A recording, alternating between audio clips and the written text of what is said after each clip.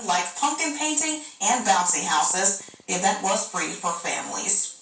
Starting tomorrow, crews in Dayton will no longer be picking up bagged leaves. The city says residents can now rake or blow leaves to the curb for pickup. Crews will collect them at 8 a.m. every Monday of your scheduled pickup week. Leaf collection will go through January 9th. And people in Colorado have to worry about a little more than leaves tonight. Here's a look at snow piling up on the roads not far from Denver.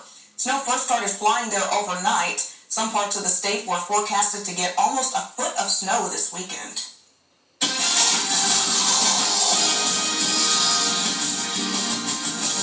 And Robert joins us now with the Storm Center 7 forecast. We don't need that. We don't need the snow. We do not need that. We already saw a little bit of it earlier last week. It was so cold. Strong cold front feels like temperatures, It was very cold. I'm mixing up heat index and wind chill. It was cold. That's all you need to say, Tori. It was really cold last week, and it's been pretty warm this weekend. Pretty mild in the mornings, pretty warm in the afternoons. We do expect some cooler weather to come in next week, but certainly not as dynamic as the temperature change we experienced over this last week or so. Now, this morning, temperatures dropped to about 53 degrees in Dayton, and most of us dropped down to the low 50s, and that's about it. That's likely where we're going to be tonight as well, with temperatures in the low 50s. Now, this afternoon, a lot of us got up into the mid to upper 70s. Looks like Oxford hit 80 degrees again. Y'all were in the 80s yesterday. So overall, a relatively warm day, relatively sunny as well. It was a little bit breezy at times, but we've certainly had some breezier days as of recent. But nice day, nice weekend, and tomorrow should be okay too. But we do expect some changes tomorrow. Temperatures now, we're still hanging on to the 60s. In Dayton, Springboro's at 61. Wapakoneta's at 61 as well. But we have more of us in the 50s. We'll get a little bit cooler than this, but overall, it's going to be another mild night for us here across the Miami Valley. Now, temperatures dropping into the low 50s, again, is like what we saw this morning, and then tomorrow, we'll be back in the upper 70s. But where the changes start is by tomorrow afternoon and early evening, we're going to see an increase in some cloud cover, and that'll lead to a bit of a cloudy Tuesday too, but no rain or anything. Should be a dry day. Should be a pretty nice day. Still pretty comfortable, warmer than it has been earlier in the week anyway.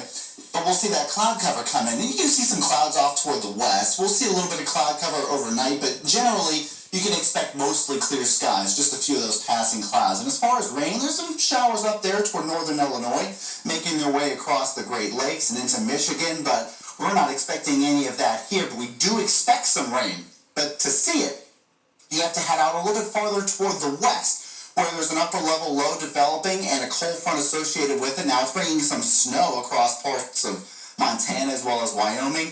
This is the system that's developing that is pushing toward the Midwest, and that will bring the chance for some rain and some much-needed rain at that, but cooler temperatures too. Now, not as cold as what we had earlier in the week, but it will knock temperatures down to more seasonable for this time of year, because these temperatures in the upper 70s and the low 80s, that's definitely above average for this time of year. So let's take a look into the overnight hours. Generally clear. You do see a few passing clouds. Here's a look at 11 a.m. Still some sunshine, but you start to see that cloud cover approaching from the west. And by the afternoon and evening, you do expect to see some cloud cover pushing in across the region. No rain, though. Still staying dry for Monday. But then it changes on Tuesday. We keep the cloud cover with us, but then as that cold front passes, you'll start to see the chance for some showers. Now, right now, we're not expecting really a chance for severe weather or anything like that, but we do expect some rainfall to hopefully knock out this drought a little bit. And unfortunately, they stop measuring the moisture for the drought monitor every week about 8 a.m. on Tuesday, so we won't see this rain reflected in the new drought monitor on Thursday. But regardless, it's a much needed rain, so you might have to wait 2 weeks to actually see a dent in that drought monitor. And you can see it continues a bit into the evening and into the morning hours on Wednesday. 53 for the low tonight, mainly clear. And you can see temperatures aren't as chilly as earlier this week. You can see temperatures in the 40s, so it's still cool, but no feels like temperatures in the 20s, highs in the 60s. That's pretty seasonable for this time of year, and we could see a chance for shower this weekend as well.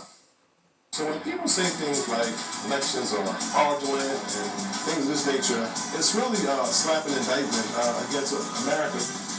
But there's concern for the safety of those poll workers ahead of the midterm elections, the threats that are being made, and how it's impacting voting numbers.